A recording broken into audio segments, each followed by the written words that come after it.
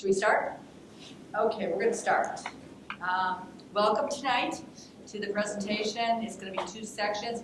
One's going to be on state and local taxes, and then we're going to talk about the new tax act, how you can do forms a little bit, and then we're going to go into maybe some planning ideas.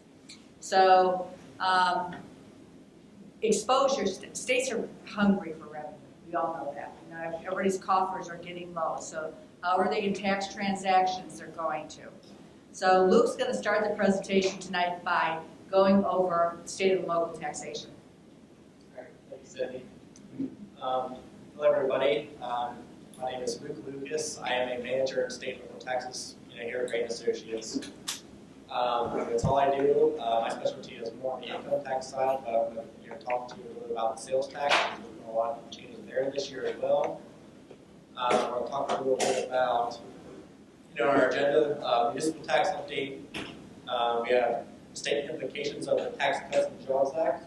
So you might hear that and you think, my federal taxes will be lower, or they cut the corporate into new tax break, which they might have for federal tax purposes. But we want to consider, how does that affect our state income taxes? And, lastly, we're going to talk a little bit about Nexus, what that means, the history of it. And as Cindy was talking to a little bit in the crowd, South Dakota versus Wayfair, what that was and what that means going forward. And as I'm going through this, feel free to speak up with any questions you might have. We can take some questions at the end as well. So municipal tax update. First thing to really be mindful of. This is a taxpayer-friendly update. Is the elimination of the throwback rule. So this passed on House Bill 49 back in 2017. So prior to this elimination of the throwback rule going into effect and this bill passing, what cities said is they said, if you're located right here in Hudson,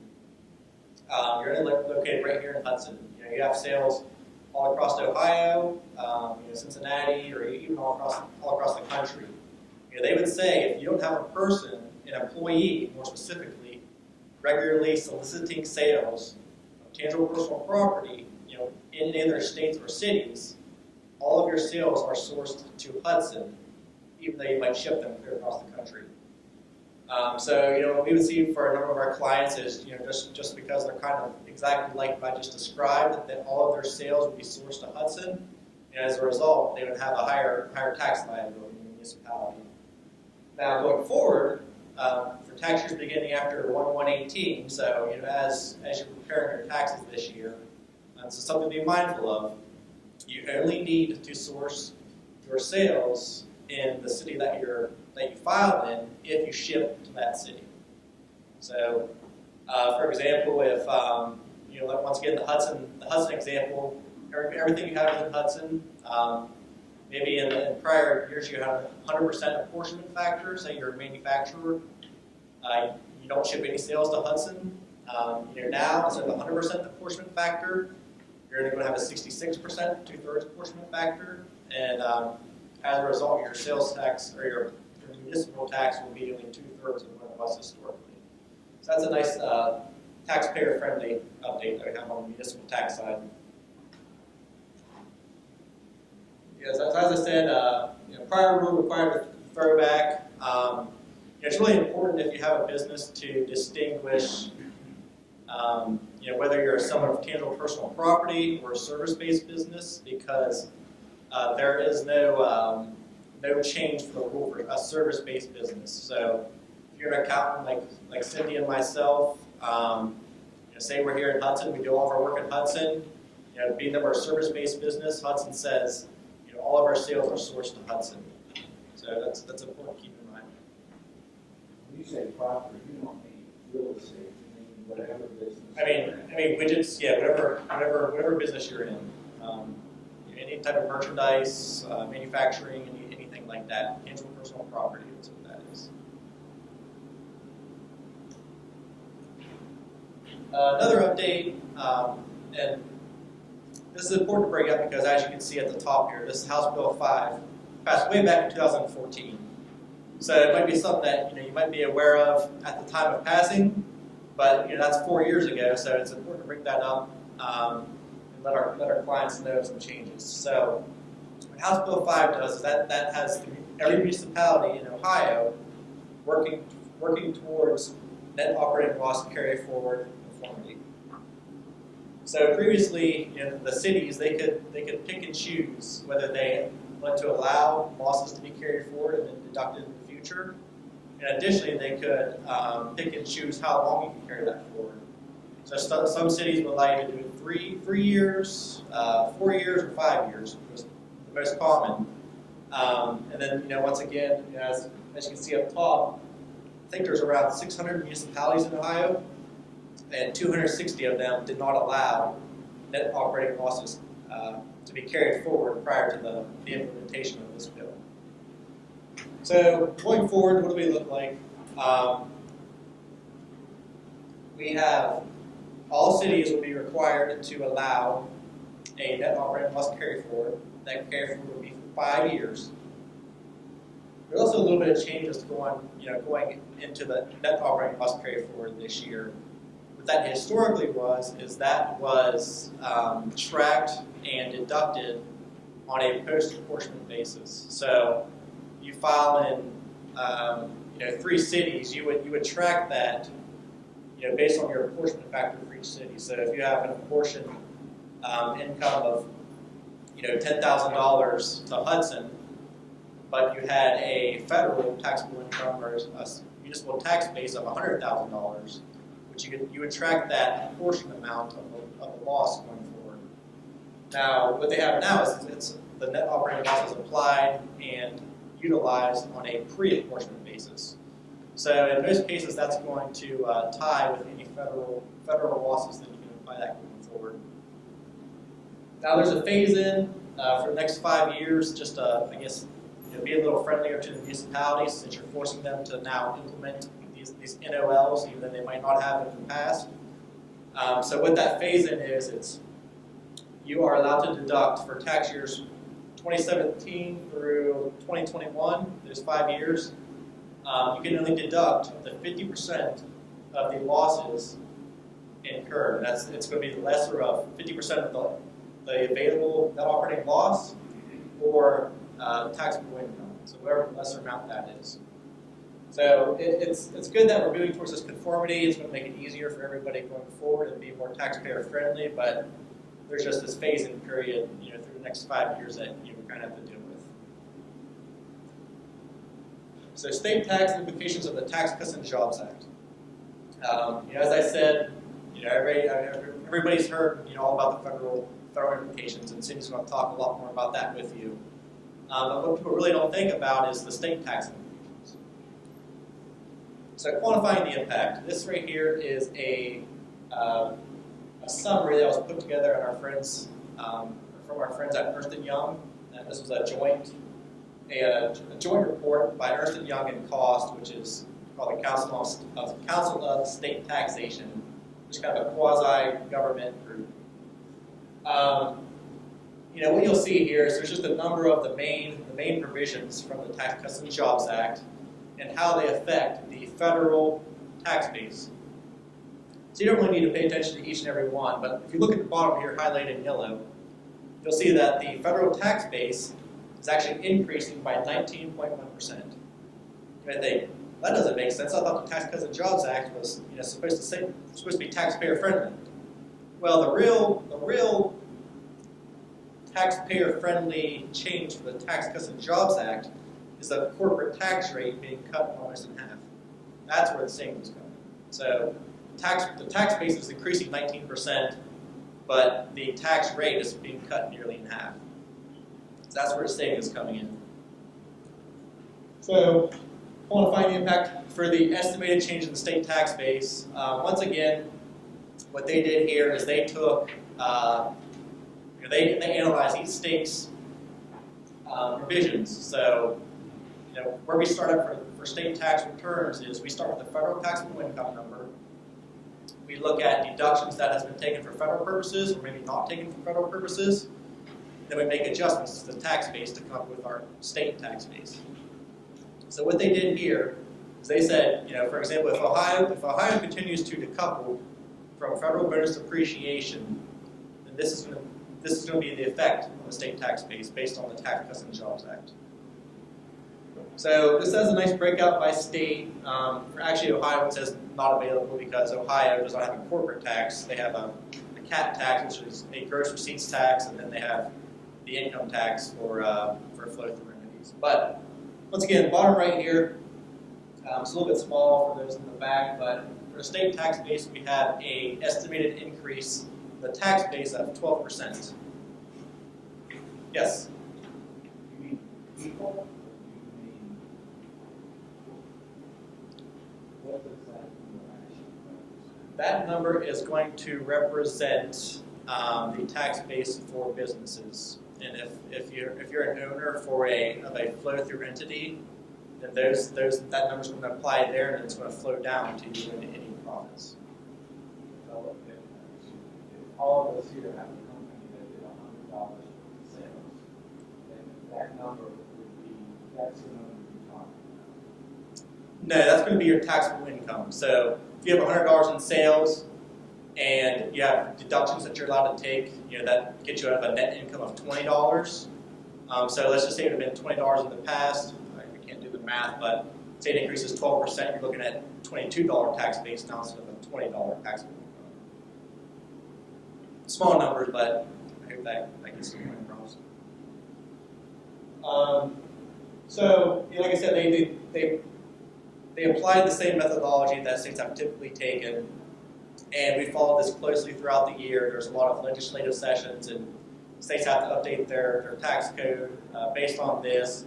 And it's really been about the same. So, if a state has decoupled from, like I said, bonus in the past, or they've limited that in any way, the states are kind of doing that going forward as well.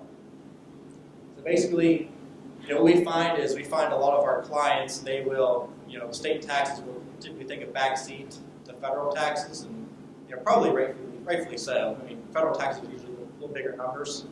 But the key takeaway here is, you should be looking to pay 12% more in state taxes because the tax base is going up 12%, and the states do not have a tax rate decrease like the federal does.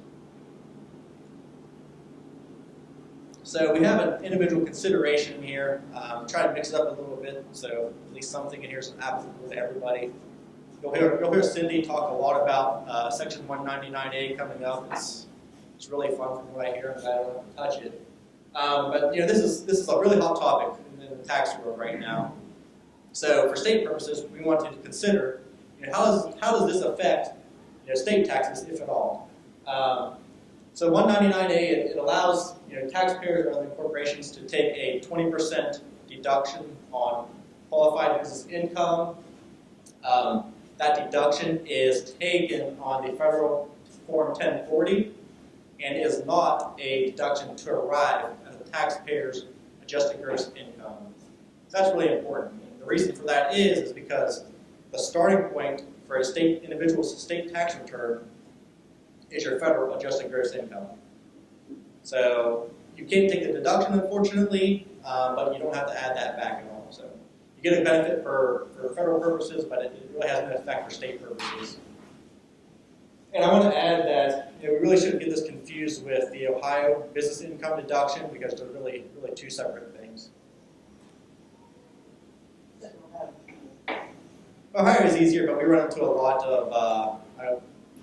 It is easier. I'm not going to try to deny that, but we do run into a lot of questions, and we go back and forth with the state a good bit on what exactly is business income. So that's just something we deal with the Ohio business income deduction. Yeah. This section 199A of the previous slide, the 20% deduction you're talking about taken on 1040 is when one calculates whatever software, you look up how much tax you owe, it's on the adjusted gross income.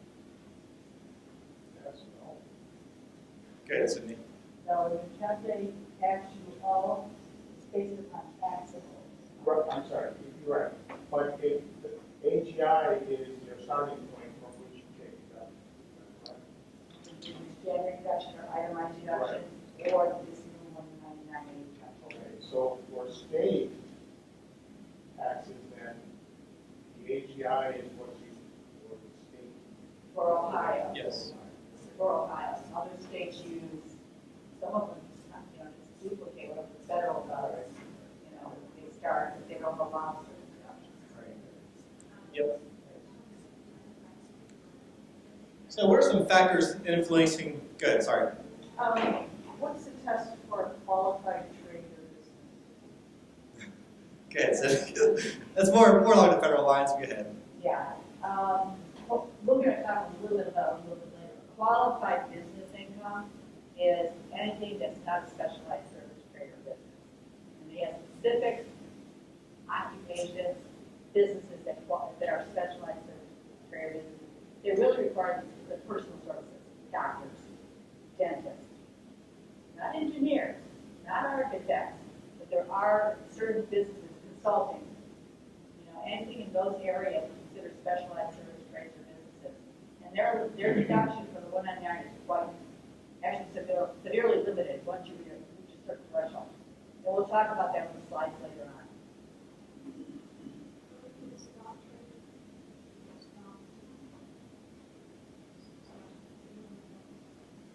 Being a broker, if you're a day trader, if you're a broker, real estate brokers are not considered specialized trades and businesses.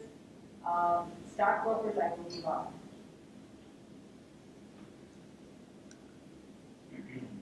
All right, so what are some factors that might influence, future changes here? As I said, states have typically followed what they've typically done in the past, which means either conform or do not conform from some of these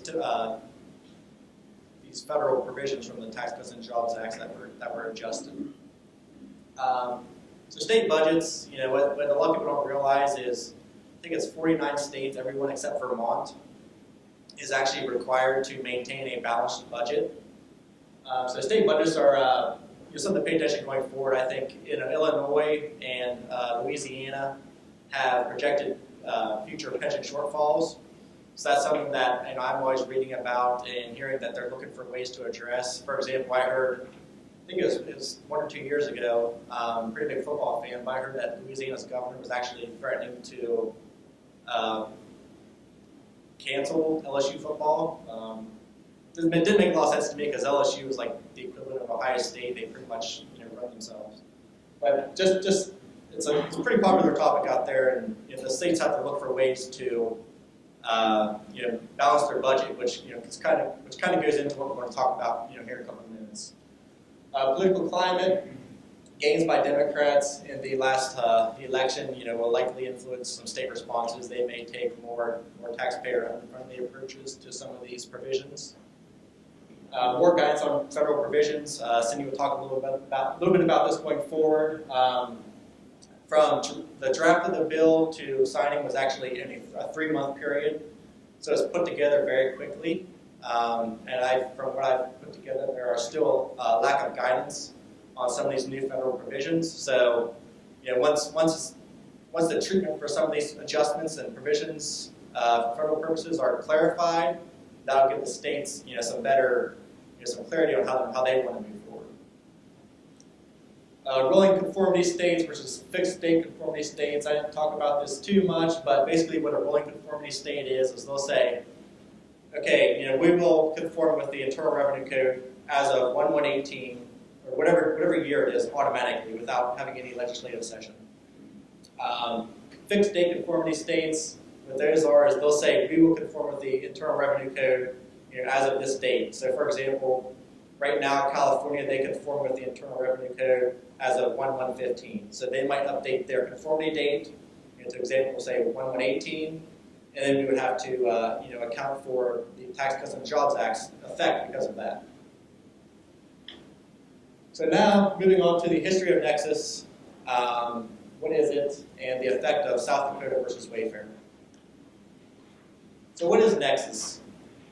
It's a word I throw around a lot, but it's something I need to be conscious of that people who aren't in the state and local tax aren't aware of. So Nexus is essentially It occurs when the connection between a taxing jurisdiction, such as a state, and your business exceeds a predetermined threshold, and then subsequently allows the jurisdiction to impose their tax laws upon that business.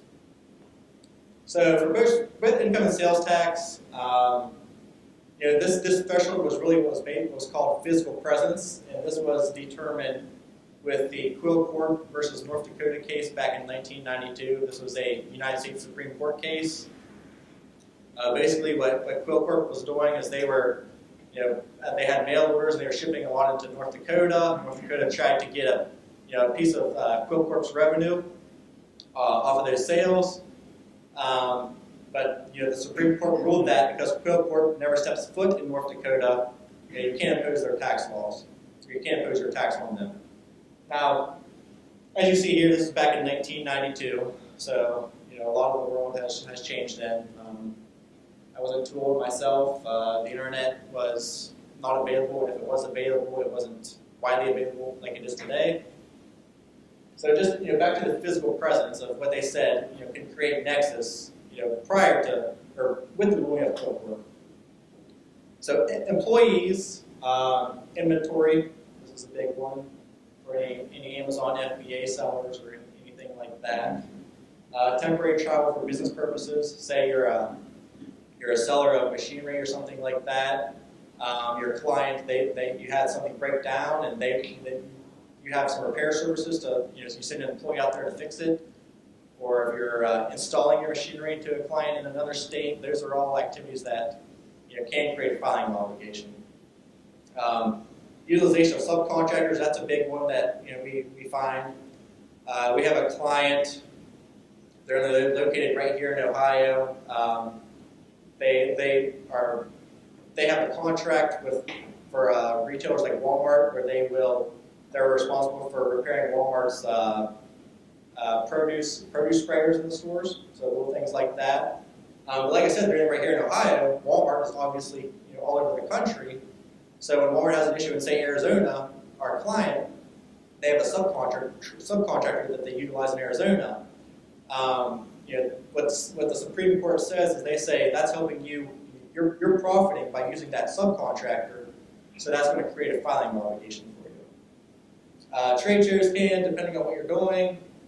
Ownership of another entity, so if you get a K1 from New York and you're right here in Ohio, that's probably going to create a filing requirement. Same with Secretary of State registration. Now, I've talked about, I've been a little bit broad. This stuff can vary if you're looking at sales tax or income tax or franchise or gross receipts tax like the Ohio cap tax. These different types of taxes will have different thresholds, but this is really just a general overview.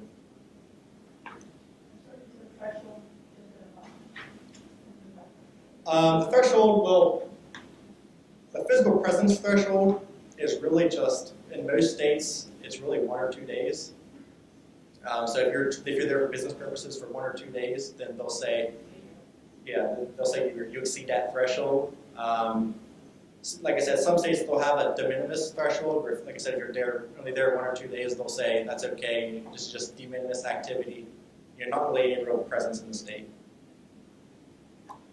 So South Dakota versus Wayfair. This is once again, a U.S. Supreme Court ruling. This was ruled on June 21st of 2018. It was really surprising that the U.S. Supreme Court took this case because, as I said, this slide right here, they did Quill Corp versus North Dakota in 1992.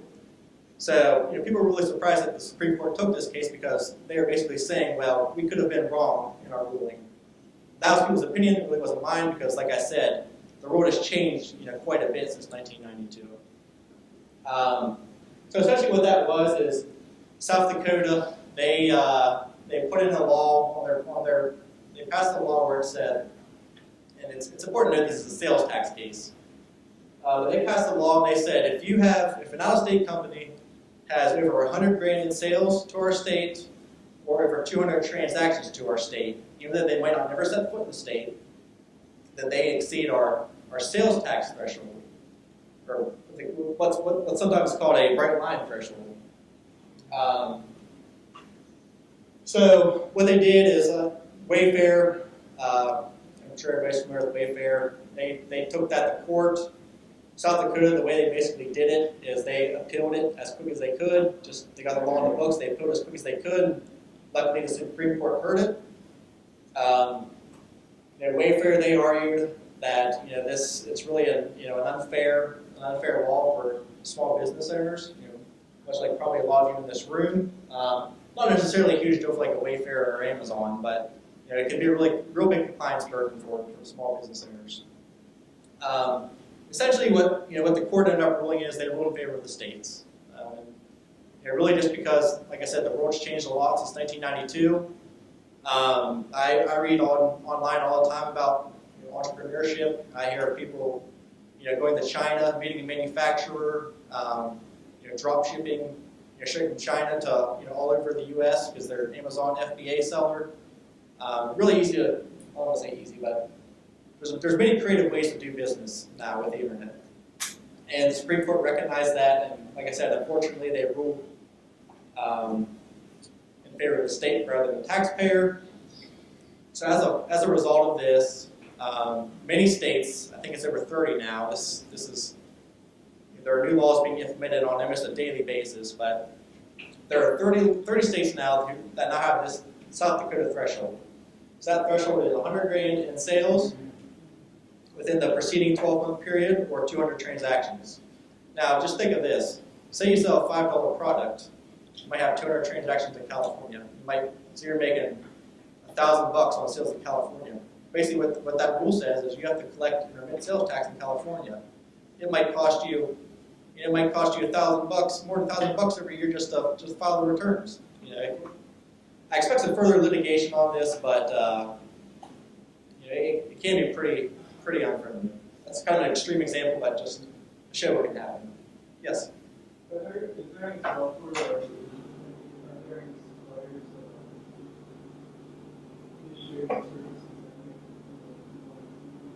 Yeah, there are a couple software providers that we typically use. Avalara is one of them. Vertex is one of them. TaxJar is even another one, and TaxJar is probably the cheapest option of the three, but maybe the least complex. But there are some tax software out there where you can automate that process to an extent, and the filings to an extent as well. Unfortunately, it's software, and it's not always going to be cheap. So that's something that you have to analyze. So like I said, this is a sales tax case. But what this case does, it really reaffirms a state's position on income and gross receipts tax filing thresholds. So, yes?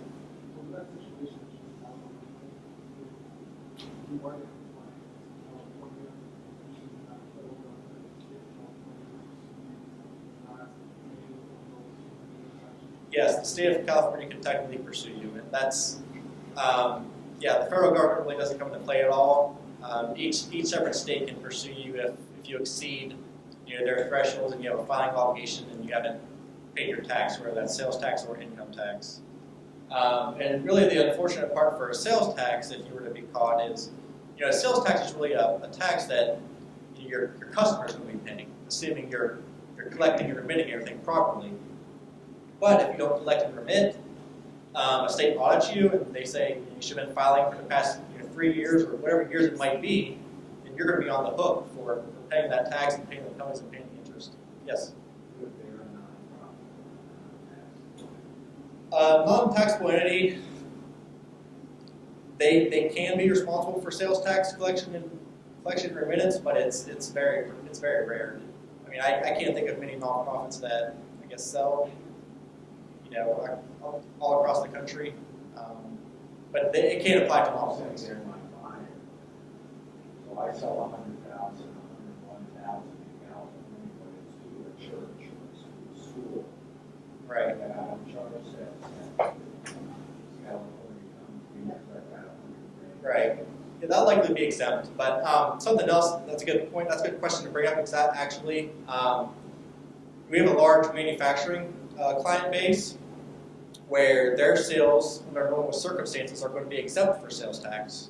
But what we have some clients do is they'll say, oh, we have Nexus, we have a filing requirement, but my sales are exempt, so I don't really care about it.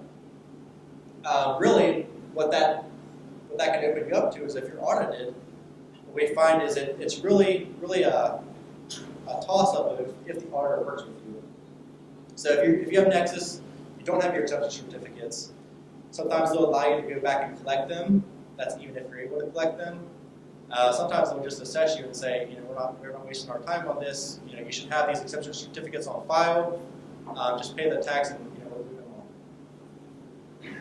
So just because you might sell an exempt product, it doesn't mean you shouldn't have proper documentation. Yes. Yep. Right. So, as I said, this was a sales tax case, but what it really does is it indirectly, reaffirms some states' positions on, income and gross receipts tax thresholds.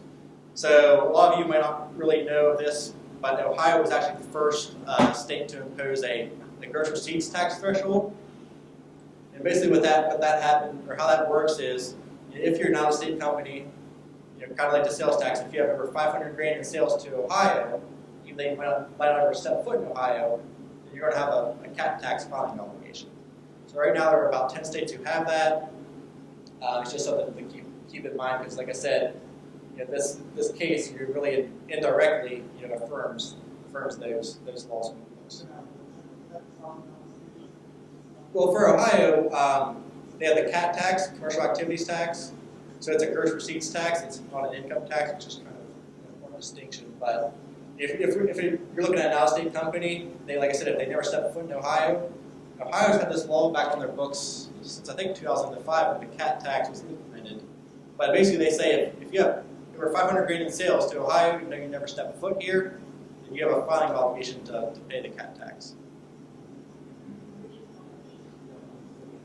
CAT tax is, so CAT tax, it's a gross receipts tax. That's the first thing to keep in mind. It's not an income tax. So if you have a loss for business purposes, you still have a bit of tax on your gross receipts. And as Cindy said, it's 0.26% per dollar, but they do have a $1 million exclusion. So if you have under $1 million in sales, in Ohio, then you're only going to pay the minimum tax, which is $150. Now, something that we see from a lot of our clients that we get that might come from a smaller CPA firm is for CAT tax purposes, you only need to report and pay tax on your Ohio-based receipts, your Ohio taxable receipts. So if you're located here in Ohio, you have sales all over the country. So you have $2 million in sales all over the country. So you only have $500,000 in sales shipped to Ohio. You only need to report $500,000 in sales shipped to Ohio. So do you have Nexus in other states? If this is something that crosses your mind, I would recommend reaching out to your CPA to perform a Nexus study. As I said, a lot of new law changes in the past year. We do find a lot of our clients are also not aware of the physical thresholds that you can exceed, like the contractors.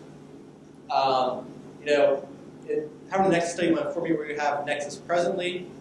We certainly never recommend a client not to file in a state where they have Nexus, but what we find helpful for our clients, if it's determined they have Nexus, is to have a risk assessment completed. So it kind of goes back to my $1,000 sales to California example. If you sell a $5 widget to California, you have 200 sales to California, and you have $1,000 in sales to California. Technically, you have a filing requirement, but a lot of our clients would probably take the risk of saying, we're not going to take on the compliance costs to pay for that little amount. If a risk assessment's done, if you find that maybe you owe, $50,000 in back taxes to California, for an example, you're not comfortable with that going forward. You can do what's called a voluntary disclosure agreement, assuming you are eligible for that. And let's just say you had a filing requirement in California for the past 8 years. What California will say is, okay, you have a filing requirement here for 8 years, but you're coming to us voluntarily, you're trying to make it right. So we'll cut you a deal. We will only look back 4 years, So you've got 4 years of tax liability that's falling off. You don't have to worry about it getting caught, audited, and paying tax and penalties on. And in addition, we will waive the penalties that would be associated for late filing and payments. And those would usually be pretty substantial. They stack. There's a late filing penalty and a late payment penalty, and this can easily be 50% of your tax liability. So there is a benefit to VDA if you find out you have a lot of risk that you're not comfortable with. Say if you don't have a lot of risk, if a risk assessment shows that maybe you only owe a couple grand in the state, but still you like being compliant, you're okay. You're kind of okay with what's happened in the past. If you were caught, you're okay with it. You can also just choose to file on a go-forward basis, so you become compliant, going forward. Technically, that risk or that exposure where you never filed before is always going to be there, because there is no statute of limitations for failing to file. But that's just something that that's an option that you can take if it's found out that you have Nexus and you want to file. And then, of course, the third option is bury your head in the sand and do nothing if a Nexus study shows you have Nexus. Not recommended, but some of our clients choose to do that. And if you do that, like I said, there's no statute of limitations. Theoretically, states can go back as far as they would like if you never file and start that statute of limitations. So Ohio, assuming everybody here files in Ohio for business purposes, their statute of limitations for an assessment is 4 years. So once 4 years runs up, they can't. What is it? 2018 taxes now. Should be better at math, but theoretically right now they can't make a change to your 2014 tax return, assuming you've been filing when you should. Any other questions? Yes.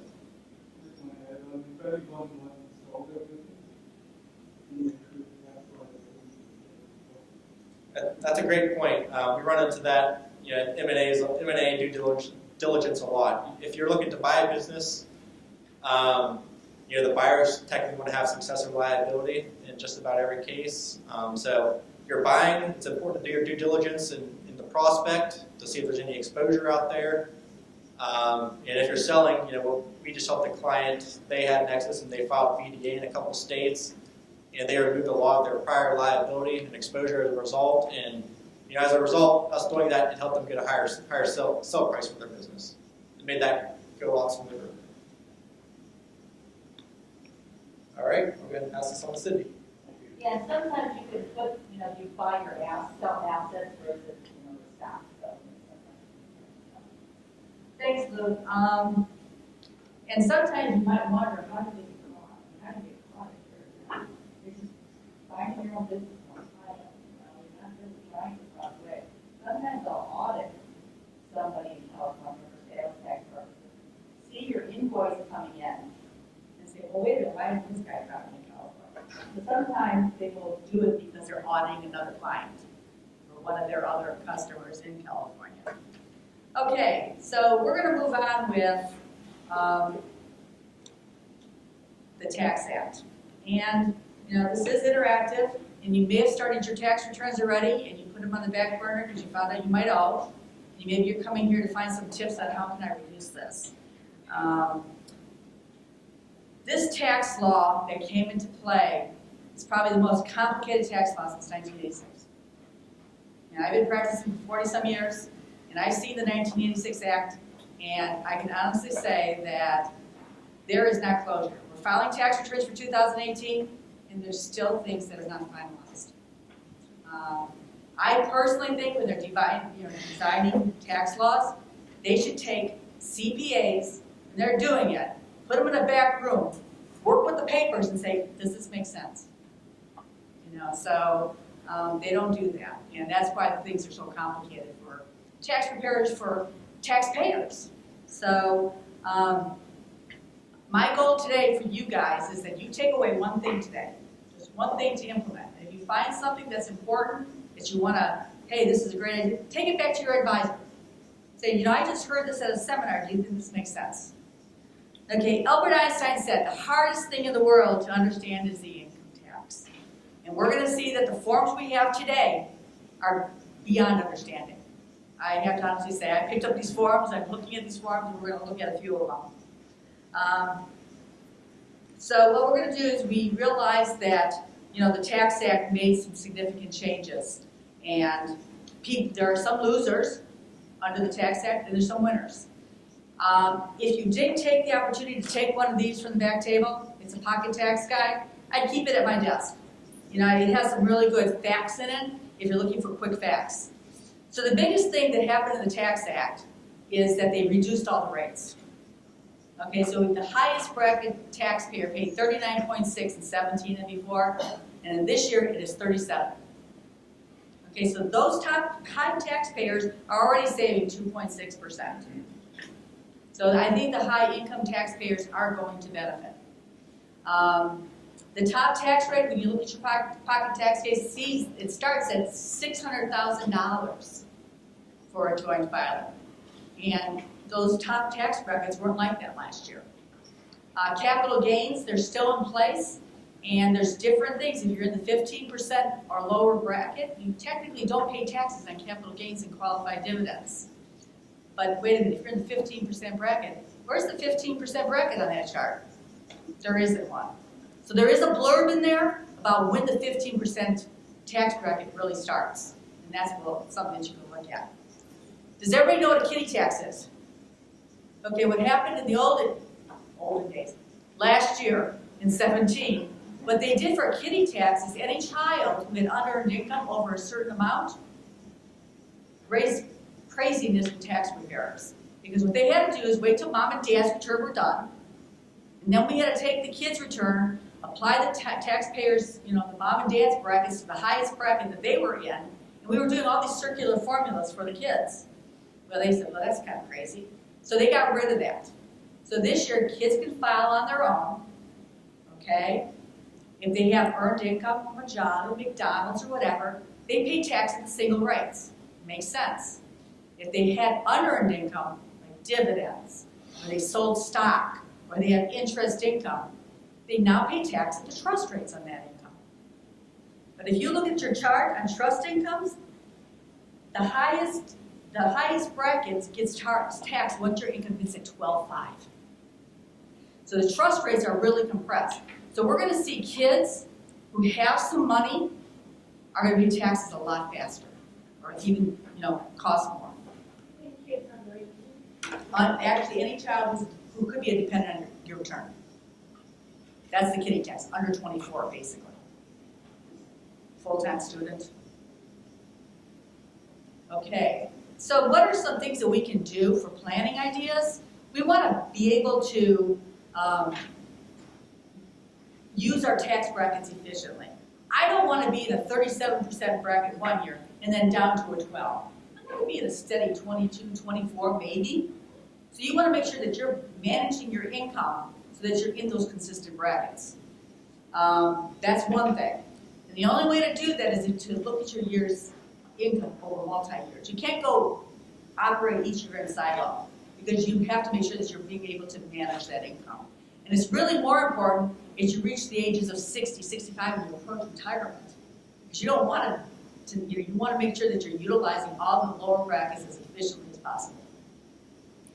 And when you have, before you retire, after you retire at the age of 65, 66, and before you are required to take out your IRA distributions at the age of 70 and a half, you may want to do something with taking money out of your retirement account and perhaps converting into a Roth. That may be an opportunity to use those lower brackets in between so you can use it. Standard deduction drastically increased. A joint couple has a standard deduction of $24,000. Okay, if you're over 65 or 65 and over, you get an extra $1,300 for each person, except husband and wife. So they're up to $26,600 for 2018. Head of household is $18,000 and single is $12,000. And if you're over 65 and you're single, that increases to $13,600. As you see see that some of these things are all sunsetting. They're all going to be gone after 2025. Why do they do that? Why do they make something sunset like that? It's because they have to quantify the tax savings, just for the tax foundation or whatever. They want to make sure how much this is going to save the tax under the new tax law. So that's why they have sunset. High income taxpayers in the past had this thing called a PEAS limitation. And what that did was said, hey, you guys are taking too many itemized deductions, we're going to make you reduce that. So that was a PEAS limitation that was in place from 13 to last year. So now that's gone. People are not going to lose any of their itemized deductions if they're over certain limits. Medical expenses are 7.5% for this year. It goes up to 10% for next year. And you total all your itemized, your medical expenses, you subtract out of that 7.5% of your AGI. And a lot of people say, well, I'm not going to itemize this year. I'm not even going to keep track of my medical. But remember, anything over 7.5% is a deduction in Ohio. So you may want to consider taking medical expenses and looking at them. They don't have to be on federal purpose, but Ohio may allow you a deduction. Big thing that happened this year too is that taxes on Schedule A, which is causing a lot of people not to be itemized, is limited to $10,000. So if you have real estate taxes, state and local income taxes of $20,000, you're only going to get a $10,000 deduction. So now let's figure that out. So I have no medical. I'm able to take $10,000 of my, I'm married, $10,000, and I don't have a mortgage. You know, you do everything right, you pay off your mortgage. So now I need $14,000 to something else, charitable. You know, so a lot of people are not going to itemize. Home equity interest too. If you have a home equity loan, it now has to be used for improving, building, buying a new home. So in the past, if you took out a home equity loan and you paid off a car, you used it for educational purposes, those are no longer deductible. And they also, any new loans after December 15th of last year, they limited it to $750, not $1 million. We don't have that trouble probably in our area, but if you go to New York and California, all their mortgages are way over $1 million. Shareable cash contributions, which used to be 50% of adjusted gross income if you're a big giver, the limitation that was increased to 60. And all those miscellaneous itemized deductions, tax prep fees, your management fees to your wealth advisors, job hunting, employee business expenses, they're all gone. So you're not going to see that anymore either. So anybody that used to file a 2106 expense, you can't do it in 18. Those are not deductions anymore. So what's a good planning tip? I'd probably go back to my employer and say, hey, I have this expense, and I really did it for your business. You know, maybe we should talk about how you can reimburse me for these expenses, because you're going to get a deduction, I'm not. And maybe take a reduction in pay, you know, you can, you know, they can pay for those, or maybe just talk to them, and maybe they can, you know, reimburse you for them. Tax prep is not deductible. In 2018, your personal tax prep is not deductible. If you have a business and your tax preparation fees are involved in that, you can deduct them in your business, Schedule C. And even to the extent if you have a rental, you can put it on a rental property. It's just the amount that's personal. Yes? I heard if you were W-2 employed, you could no longer deduct the business expenses. If you were 1099, you could still deduct. You are right, because on a 1099, you're reporting it on the Schedule C. So you're considered self-employed with the 1099. So you can deduct those expenses on a Schedule C. It's just anything for personal W-2 employee. All of this is for W-2. It's for anybody that's filing Schedule A. Anybody that put these deductions on Schedule A is an itemized deduction. Okay? That form doesn't even exist anymore. Sorry, I didn't get 2106 expenses. Okay. Okay, so the biggest thing now is if you do, say you give $10,000 to the church, okay, and you can bunch deductions, so you can take your 10,000 real estate taxes, tell your church, and I'm going to give my 2019 now, I'll give you $10,000, But at the end of the year, I'm gonna give you my 2020 in December. So now you have $30,000 of itemized deductions that you can actually take. And then the following year, you won't have the extra deduction to the church, but then again, you're back to your standard deduction of 24. So if you bunch deductions, you might be able to benefit in 1 year, itemizing the next year not. So I would review my home equity debt and see if there's any way that you can, construe it as being deductible, but basically if you borrowed it for other purposes, maybe you're gonna, do some improvements and maybe you can convert that to, instead of borrowing money, maybe pay off that debt and borrow a new home equity line if that's the case.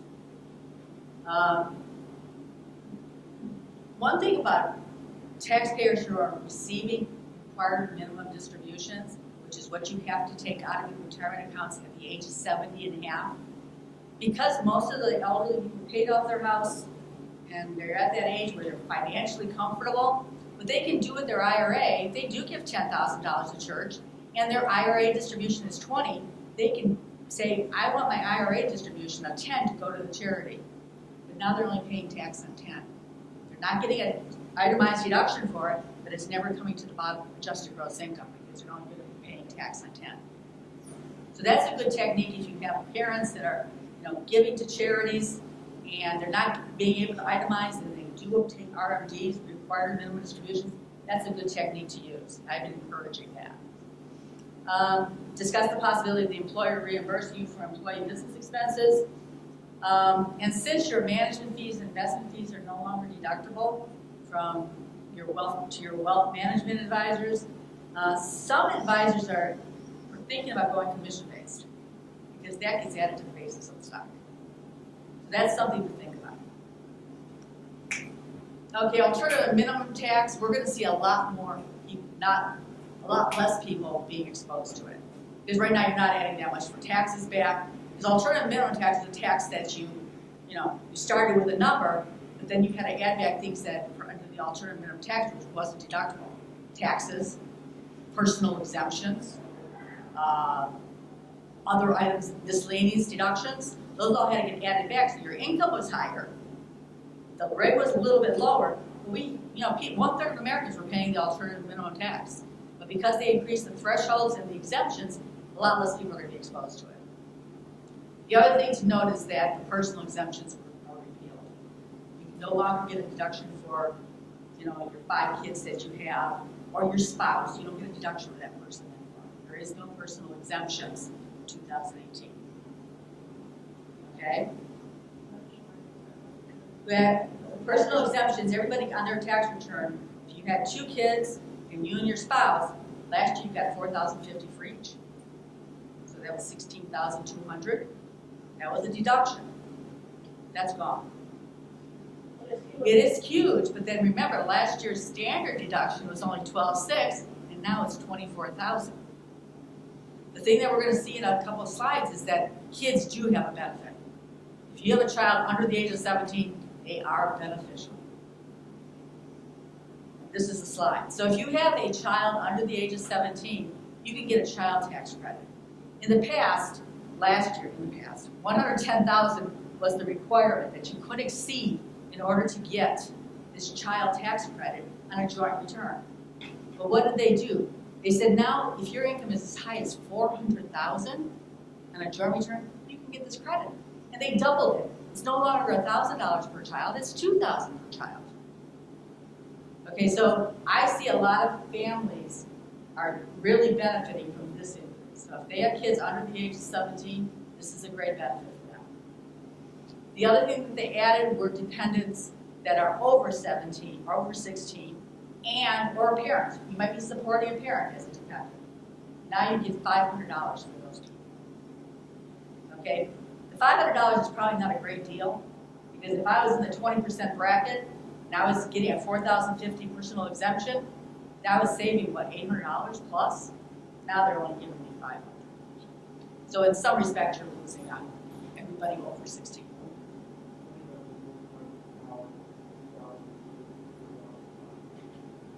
Only because they increased who can qualify. So most of the time, a couple who was working and had children their taxable income or their adjusted gross income was way over 110. So they lost out on these. But now they have $200,000 because they're both working. They're going to get if they have 2 kids, they're getting a $4,000 tax credit. Remember, it's not a deduction, it's a tax credit. It's just like withholding. Correct me if I'm wrong, the first one was mentioned was a deduction. It was a deduction, this is a tax credit. Deductions lower your income, because the credit is going to lower your tax value. It's just like paying in a tax during your withholding.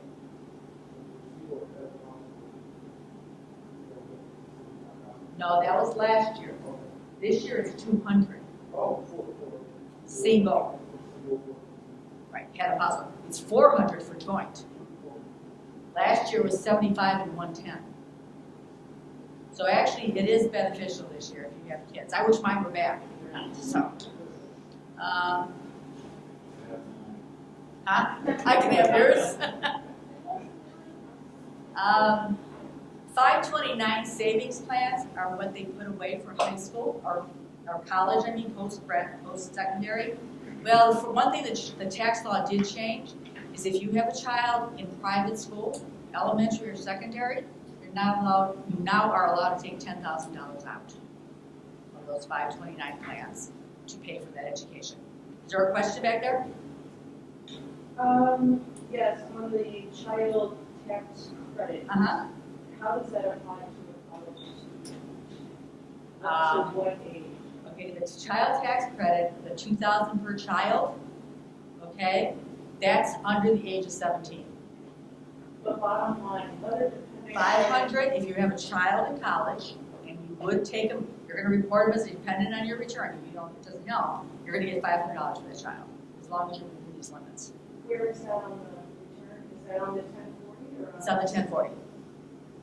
They can't follow themselves. They can't claim themselves, you're correct. Okay, and we're going to go see the forms. I don't know if has anybody looked at these forms? Boy, are they strange. So, okay, so that's something that's beneficial for the 529 plans. And if I was sending my kids to private school like that, I probably would put $10,000 in a 529 plan at college advantage, and then take it out and pay the tuition. Because the savings are on Ohio. Ohio, if you put into a college advantage plan, you get a $12,000 deduction. Ohio return for that beneficiary point of view. So it just makes sense you're saving a little bit on Ohio. The above line deduction for educator expenses for $250. If you're a teacher, you're allowed to spend up to $250, you get a deduction. That still is in existence. But I can tell you right now, teachers spend a lot more than $250. Like-kind exchanges, where you trade in one thing for another. Okay, people did that in business all the time with equipment or cars. No longer can you do that. You have to pay as a sale. Okay, the only thing you're allowed to do a like-kind exchange is on real estate, and it's like investment property or it's a property rent. So real estate it is as long as it's not inventory real estate. And they did change the way how they're going to measure the increases to tax brackets, and et cetera. It's just going to be a slower cost of living increase. Moving expenses were eliminated, unless they were military moves. So a lot of employers would reimburse their employees for medical or moving expenses. Those are all taxable now. And if they don't tax the employee, they don't get a deduction for it. Ellen? Yes? So it's not deductible to the employee? It's- And the employer here? Right. So the employer, if he wants a deduction for those expenses, he has to include in the W-2 of the employee. So the employee has to pay taxes on it. Okay? Then the employer can take a deduction. If they don't put it on the W-2, there's no deduction. For the employer. For the employer, right? And of course, The employee doesn't get anything else. Alimony, big change. Any alimony decree, any divorce decrees that are executed after December 31st of 2018, alimony income is not taxable to the recipient and is not deductible to the payee. Yeah, I was a little confused about, but it doesn't happen all the time. So, but that's one thing that you're going to see a lot more divorce decrees being negotiated. You know, How does that affect on child support? child support is not deductible. So it doesn't, so what they're going to say, For the recipient, pardon me? Is that income? But never was child support. Alimony was the only thing that was taxable as income. And remember, if you have an existing decree, that's still okay. It's only for new decrees issued after. Okay, so are you going to see perhaps more spouses going back after their ex saying, hey, let's change this decree because I don't like it? You know, and then they're going to have to pay, you know, then it's going to be. So anytime you're going to modify an agreement, that could cause you to have not a deduction and then not being taxed on the income. Got it? The domestic production activities deduction is gone, but that's something, you know, that was supposed to be replaced by the 199A. The amount of the individual shared responsibility for health insurance, it's been repealed and it's permanent anytime after December 31st, 2018. Yeah, you know how you have to pay a penalty if you didn't have health insurance. That's not effective anymore after 2018. The estate tax exemption was 11,180 in 2018 and 11,400 for 2019. So that's good because now you all have to do income tax planning and not worry about estate tax planning because there's no estate taxes. Because remember, Ohio doesn't have one. So people who have, you know, couples who have estates under 22.8, they'll never have to worry about estate taxes. So all you want to do is make sure your assets are titled properly. They did provide some relief to estimated taxes. So it used to be that if you wanted to avoid the penalty, you either had to match the prior year by either 100% or 110%, or pay in 90% of the current year tax liability. Well, this year they lowered that rate to 85%, so as long as you paid in 85% of your tax liability by January 15th of 2019, you won't have underpayment penalty. But as I was talking to some people before the presentation, I truly believe that IRS will be lenient if someone asks for a waiver on any kind of penalty.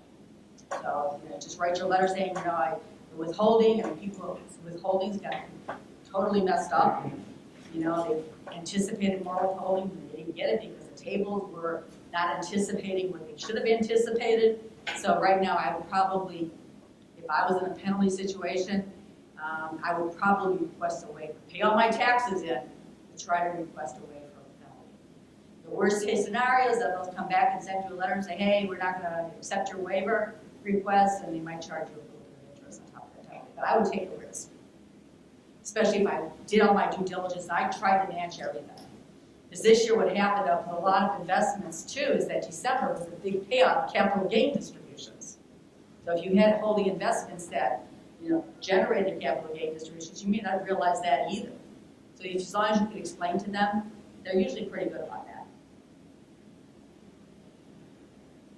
I don't have to talk about this too much, but this is a thing that came into the law too recently, that if somebody sold a business and they have, you know, $10 million of a gain on the sale of the business, they can technically take that $10 million of gain and invest in a qualified opportunity fund. What happens with these qualified opportunity funds is that they're investments in economic disadvantaged areas, and each state identified areas like that. And there are different tracks, and the tracks are identified in notices. There are other rules that apply for the fund. It's all self-directed, so those are worth investigating if you really have a large gain from a business sale. These are the things that have expired, and it's already February 25th today. They haven't reinstituted these. Last year they came out in February of 2018. They extended them, but there is no longer a tuition and fees deduction, mortgage insurance premiums deduction, any residential energy credits like for, you know, putting on a new efficient furnace or, you know, windows, those have all gone. And then there's the exclusion for a discharge of qualified personal residence, principal residence debt is now taxable. Okay, so now we can't talk about individuals unless we talk about a little bit about the business provisions. And unlike Luke said, I'm not going to go into a lot of details because I can technically tell you I have probably invested over 150 hours in 199A And I cannot tell you that quick and easy. Okay? If we wanted a separate presentation on that 199A deduction, I'm sure I could do that, but it would probably take a period of a couple months.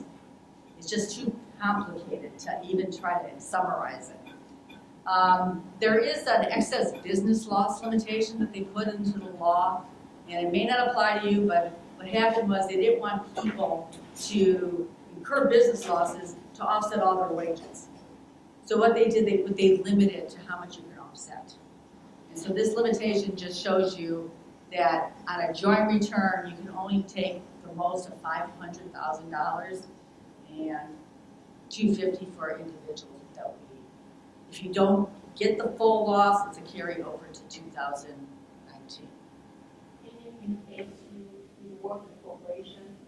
If you have, And then you have a business on the side. yeah, I mean, I have clients who have, several $100,000 of wages, and they might have a business that they're starting, and they incurred $500,000 of losses, or $600,000 losses.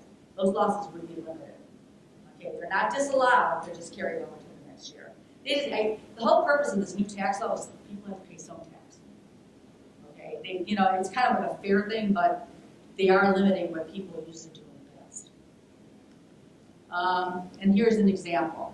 So if I had somebody that had wages, this is a single person, and he owned an S corporation, he had wages from one of his employers of $300, he had interest income of $20 and capital gains of $50, and he also had $600,000 of business losses, which included the Schedule C, the S corporation loss, and the Schedule C of $100.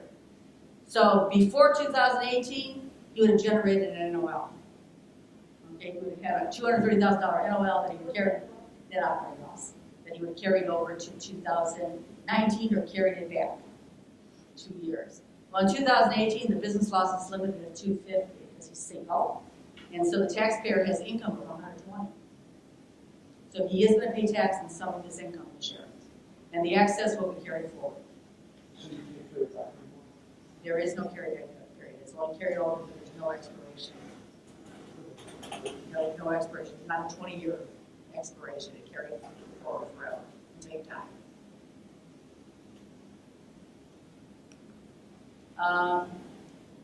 Net operating losses, it applies to corporate and non-corporate taxpayers. Anything generated post-217 and no 217 are no longer able to carry back. Before the carryback period was 2 years. Post-2017 are carried over indefinitely, and there are some exceptions for farmers. And when they are utilized on a carry-forward basis, you're only going to use it to 80% of the taxable income. Once again, they want people to pay tax on some of their income. Okay, this is that 199A deduction. I don't know if I kept the slide in. I did. Okay, 199A was a way to, they dropped the corporate rate to 21%, so they said, well, what are we going to do with this pass-through entities? They're going to be all up in arms because they're going to be paying higher rates than the corporation, blah, blah, blah. Well, some of the corporations really got messed up with the new tax law because they were in the lower bracket of 15%. So now they're paying 21%. So to make things a little bit more understandable and helping the pass-through entities, they came up with this 199A deduction. And I can honestly say, if you're a typical business owner and you don't make a lot of money, like it's under the thresholds, you're going to get the 20% deduction. Okay, thresholds on a joint return, it's as long as you keep your income under 315, that includes all your other income, you're going to get it. Okay, if you have something between 315 and 415, you lose some of it because now you have another limitation to put on it. Okay, if you're single though, it's 157.5 to 2075. So it's phased out, and it is going to be valuable. So there's been a lot of discussion: do rents qualify? You know, what kind of trade or business does qualify? So they decided to say, if you have a specialized service trader business, and that's where you have a trader business where a lot of your services are from your personal reputation and your skill. So accountants, lawyers, doctors, dentists, chiropractors, veterinarians, anybody like that, they're called a specialized service trader business. And once theirs get over 415 of income on a joint return, or 2075, they get nothing. There's no calculation, there's nothing. But if you're a manufacturer, you're an engineer, you're an architect, who got carved out, engineers and architects got carved out of this as being professional services. Do you think they have professional services? I do. They just have a good lobbyist to get them excluded from it. So they're going to be able to qualify as just business. It's a qualified business. And once again, qualified businesses will get more than somebody that's considered a specialized service trade or business because of the thresholds. Then you have to look to the wages that were paid. You have to look to the unadjusted basis of your assets. There's other calculations that are involved, but basically you will get it. So rentals now. People said, well, rentals aren't going to qualify. Why do they qualify? So there's a few sections of the law that says rentals do qualify as long as you're actively involved in them. Now, if you have a rental company that does everything for you, maybe not.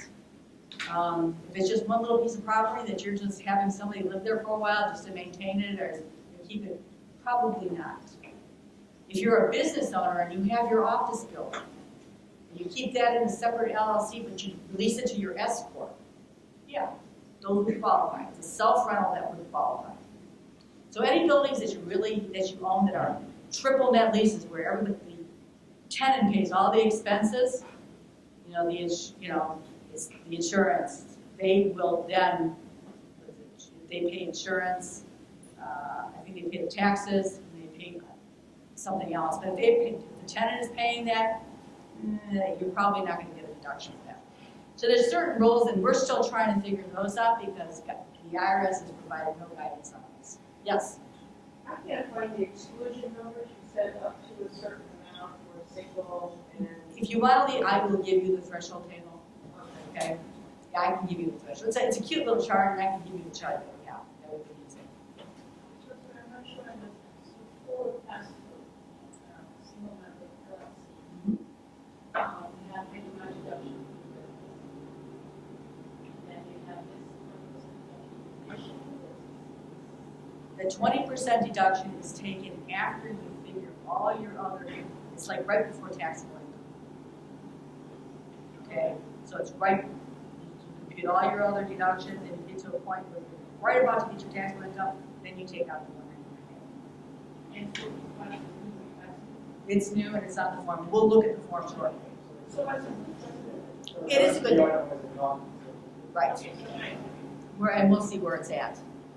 And it is available for trusts and estates along with individuals.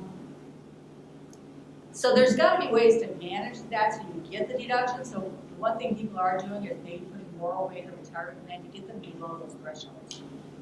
Okay, so you can do planning around that. Depreciation was expanded too. Section 179 was increased from 500 to 1 million.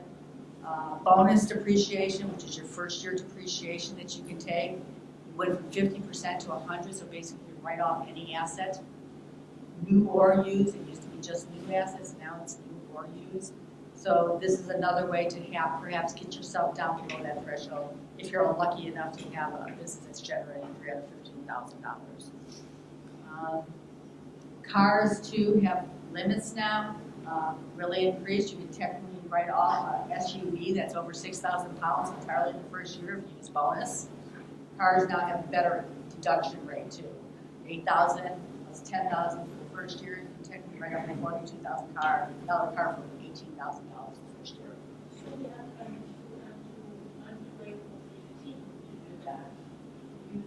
To use this on assets you purchased in 2018. Okay, so you also have an IRA. No. No, not like an IRA. Some things, big businesses are, if you have $25 million or less of receipts, people are changing their accounting method from accrual to cash. It's producing a deduction this year. It's really just a deferral. At some point, we're going to pay the piper. So that's not something. Entertainment really curtailed. Basically, if you're entertaining clients, it was 15%, 50%, and now it's still 50%. Entertainment, if you take a client to a football game, you take them to the theater. Before you were able to do the 50% of a deduction, now the entertainment expense is no longer deductible. Yeah, if you take them out before that, make sure your invoice tells you that the meal before, and then the entertainment is separate. Okay, so the meal still is 50% deductible. And then meals for the convenience of the employer, where you're serving your staff meals or buying them meals, it's 50% deductible, and after 2025, they're no longer deductible. Okay, so here are the new forms and the filing requirements for 2018. So they're promoting the new forms as postcards. They're really cute little half sheets of paper. Not going green, in my opinion. The one thing I have to say is TurboTax actually puts page 1 and page 2 on one form, which is kind of cool. Our software still generates separate pages. So it's promoted as a postcard. Page 1 is all your identifying information. And page 2 is a summary. 1040A and 1040EZ no longer exist. The font is smaller if you looked at it. Personal exemptions line are eliminated. And now there's 6 new schedules that just says exactly what they say instead of 2 pages before. So here's page 1. It's kind of interesting. Not much on it. Page 2. Summaries. They're telling you to go to all these different schedules to gather all the information. Okay, so Schedule 1 you have to use if you have additional income, such as capital gains, unemployment, prize and award money, gambling winnings, student loan interest, self-employment, or educator expenses. So this is what Schedule 1 looks like. Kind of like they took the bottom of the old form and just put it on a new schedule.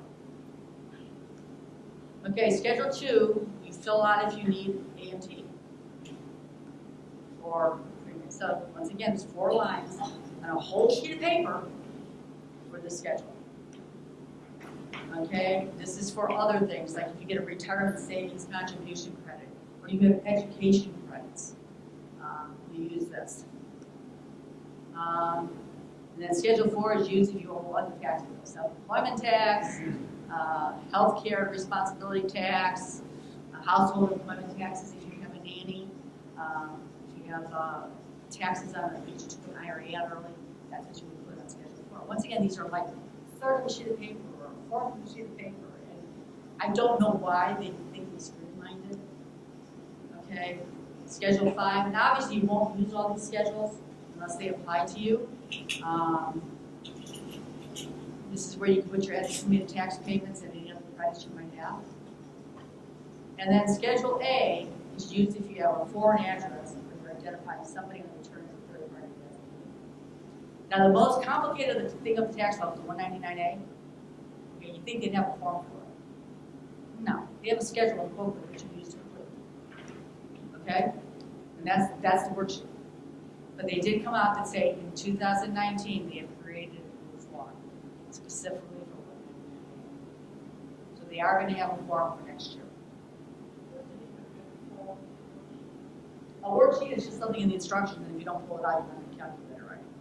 But a form actually is something you attach to the return. Worksheets aren't required to be attached. A little bit of Ohio updates. They did increase the annual deduction for the 529 plans to $4,000 for this year and beyond. They took away the annualization exemption for Ohio. So to me, that's something that they're saying they're trying to make everything understandable, but I think they're not making it clear enough for everybody. And for tax years in 2018, there's a new deduction on Schedule A for people who live in neighboring states. And they came here to do disaster response work for flooding or whatever. They don't have to pay tax on that income received in Ohio. If you have property in Ohio, but you're a Florida resident, okay, there's certain requirements now, and you have to file the Form IT-NRS, non-resident statement. And actually, they're saying you have to attest in and agree that I have more than 212 contacts periods in Ohio. I have a house outside of Ohio, and it was not a vacation home. I don't have an Ohio driver's license. A lot of people are trying to use Florida because there's no tax in Florida. They're just trying to make it a little bit to burdens on the taxpayer. I'm not taking a homestead tax exemption in Ohio, and I don't have any in-state tuition. That's the form. What time is it? Okay. So what I did here is there's some slides there. Like I said, the important thing right now is for all of us to make sure we have our assets titled properly. We're not going to have taxes. We're not going to have an estate tax at all. So if you're married, keeping accounts joint, perfect. You know, because if something should happen to one of you, it goes to the successor. If you're single, I would always have my accounts TOD or POD, so that nobody has to read my will. The goal is I should have a will, but nobody should have to read it. Because once they have to read it, then you need an attorney to take it through probate. So you don't want to do that. So you want to make sure all your assets are either transfer on death, which are what bank accounts are, or stock accounts are, or payable on death, which is what bank accounts are. Okay, so you want to make sure all your insurance policies have a beneficiary on it, your retirement accounts have a beneficiary on it, and contingents, in case something should happen if it's a couple, for both of you at the same time. So you want to make sure that you're trying to do everything that you have title. So all I have to do, if I pass away, all my assets are going to go 50-50 to my boys. Nobody has to look at my will because, you know, they just have to go by title.